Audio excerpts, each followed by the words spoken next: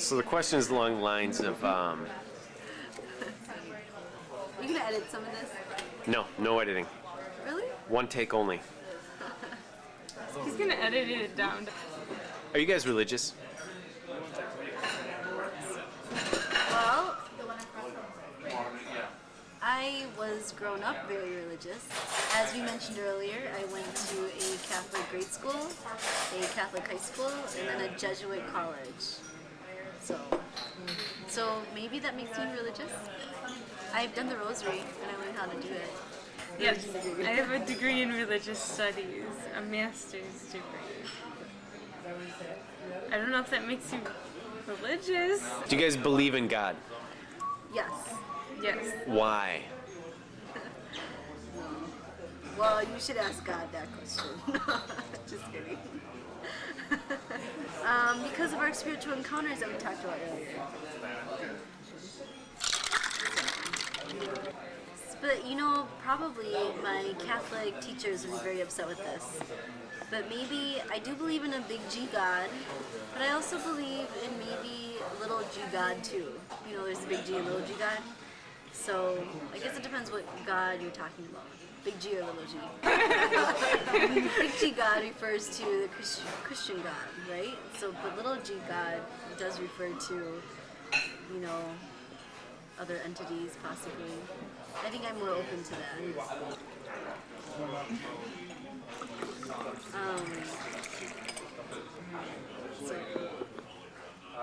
But I'm still exploring. You know, who knows? I do see a lot of dead people. People see the light. People see angels in the room when they're nearing death. So there's definitely a God of some sort. Why are you laughing? The nod. Okay, good answer. So you just should people be Christians? Did you want to know why I believed in God? I do. Oh. Let's go back to that.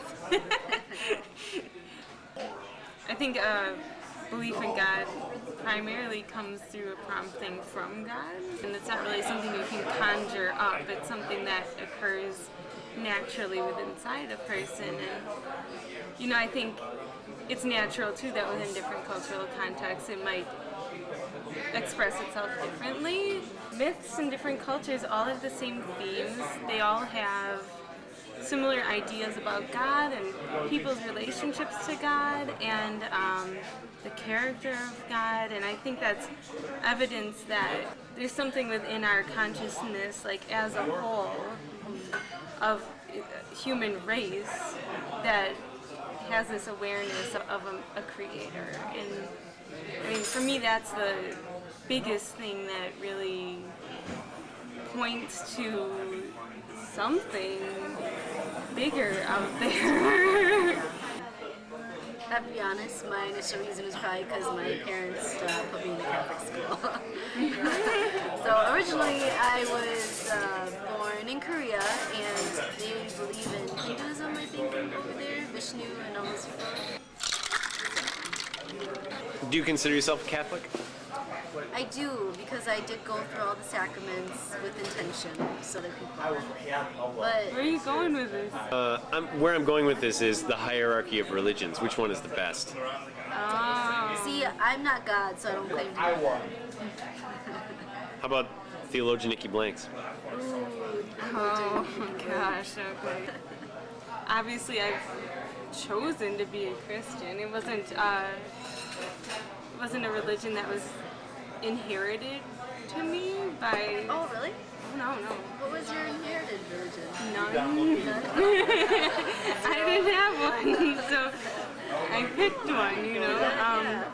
I did choose Christianity, so obviously I do think there's a... Well, why did you choose Christianity? Well, that was an act of God. Okay, well, let's back up a little bit. You started out Unitarian. Yes. Oh, you did? I did. I briefly attended a Unitarian church Okay. when I was in high school, Okay. through my first year of college.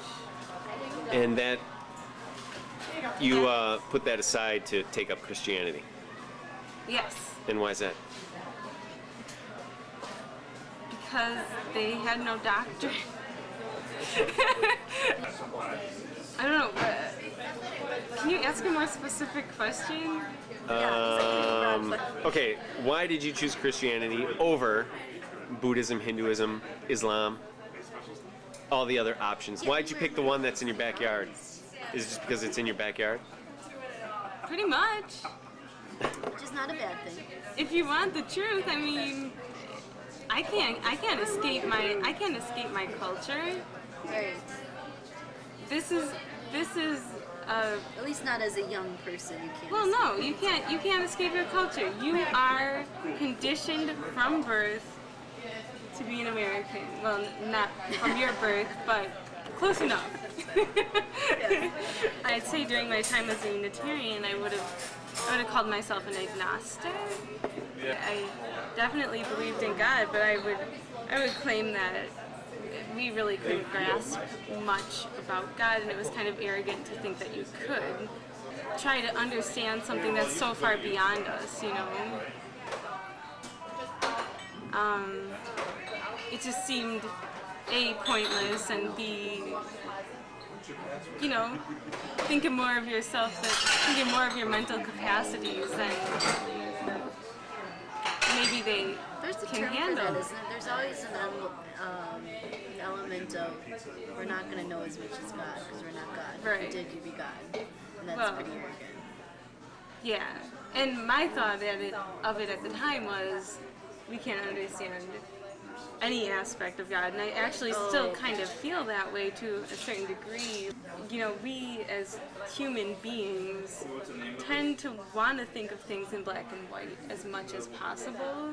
We want to see right, wrong, good, bad. We want to put these labels on things. It's easier for us. But in my mind, that's not necessarily how God works, which That's a gray area. makes it really almost impossible for us to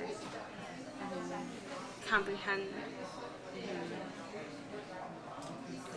So, I don't know where I was going with if I don't believe you, are you going to put a bomb in my bus? it. No. Why would you want to put a bomb in your bus if I didn't believe you? I don't know. You tell me. On people's deathbeds, Yeah. do you lead them into some kind of confession? No, that's not my job. Nor is it's really not anyone's job. Although we do have chaplains, and sometimes some of our patients near the end of life do want to speak to a priest or a nun or a chaplain, and maybe have that opportunity, final confession and last rites. So that is sometimes provided to patients if they request it. You don't feel any obligation? Me, I'm a registered nurse. I don't feel any obligation because you can just kind of see it that they already do come to peace with the Lord. Obligation to save souls?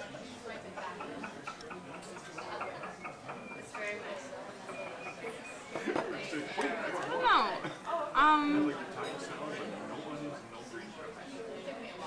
To make conversions? Ideally I'd like to think that I help people to know God better, which may or may not lead to conversions. Yeah. You know, I spent a couple of years as a missionary. Kind of like Laura, I didn't really feel like that was mine to do. I just felt like I needed to make sure people were aware that God did indeed love them. We had a lot of students from India who are Hindus there, and Hindus, when they pray, they pick gods to pray to. They have a lot of gods, and they might have their favorite ones. But I found a lot of the Hindus would just add Jesus right in there with all the other gods.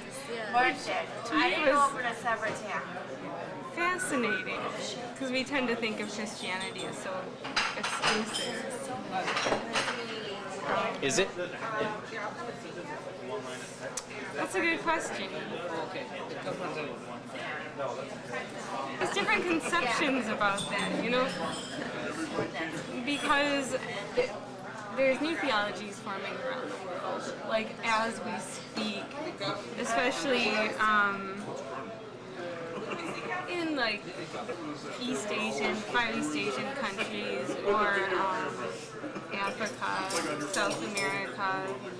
Colonialism has fallen, and people are like, oh, our faith that we've been practicing is totally tied in with this Western culture. We need to realize how we believe as Asian Christians or as African Christians. And there are new waves of theologians coming up, and some of them, particularly in the Asian countries, do have this notion of like a cosmic Christ, which means at the end of time he will bring all people, all things to himself. He will make everything right. And you know, it comes out of the more Eastern kind of thinking. But you know, for them, every single part of the world, even every single religion is somehow a reflection of the larger God. So the answer is no. Wait, what was the question? It's yes and no. Yes and no. My answer was maybe we should make a reality TV show about that.